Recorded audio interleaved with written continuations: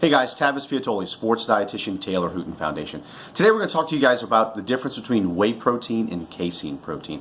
I get a lot of questions about, what should I use? Should I use whey protein? Should I use casein protein? First of all, let's define what these do.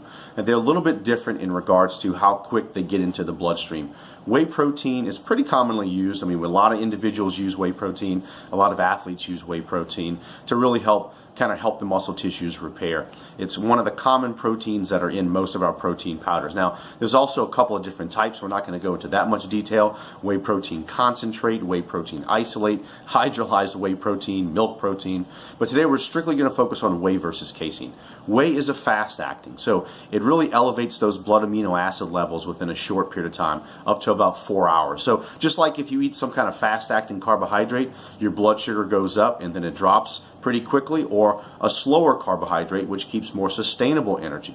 Whey protein actually stimulates blood amino acid levels pretty quickly. So after a workout, if your goal is to help the muscle tissue repair, there's incredible research to kind of show the support to give your to actually consume whey protein right after exercise. This stimulates muscle protein synthesis, which actually helps the muscle tissue repair. So after a workout early in the morning, maybe whey protein would be better.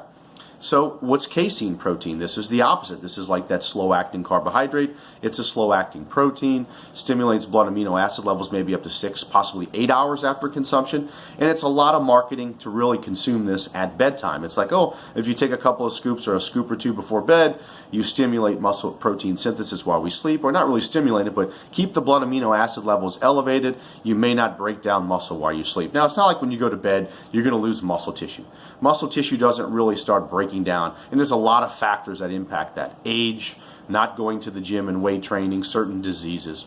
But not just, there's a misconception that if I buy protein powder, all of a sudden I'm going to start getting bigger. It's not the case. The most important thing is really overall protein intake. But if we look at these two, the data really doesn't show one is that much superior to the other. Whey protein might have a little bit more of an advantage when it comes to overall muscle growth and maybe muscle protein synthesis, but several studies have compared these two protein powders and have shown a similar response. Actually, a new study that was just published, I want to say last month, looked at casein protein versus the day and night. Showed really no difference in muscle growth, strength, size, and body composition. So at the end of the day, what's more important is getting adequate protein throughout the day. When I typically look at food logs, people think we're over-consuming protein. That's completely false, even in athletes. Maybe there are some athletes, your big linemen, big athletes that are trying to gain weight, that might be consuming too much protein, but at the same time, there's no really harm in that. But most of the food logs I've seen for athletes, there's a lot of underconsumption of protein. So what do we need? How much protein should we be consuming on an average day? You take your body weight, especially if you're trying to build muscle and maybe lean up a little bit, multiply that times 0.8 to 1 gram per pound. So really, there's no need to go over 1 gram per pound.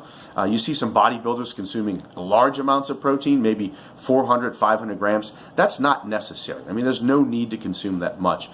So again, at the end of the day, we're talking whey and casein, whatever you prefer. Casein's pretty thick, so when you mix that with milk or some type of blend, it's going to be thick. So you might want to use a little bit more milk. Just find a good whey protein isolate or a casein. Both of those are going to work. At the end of the day, what's more important is eating adequate amounts of protein. So thanks a lot for watching this video. We are at the Taylor Hooten Foundation, taylorhooten.org. You guys have a great day. Bye-bye.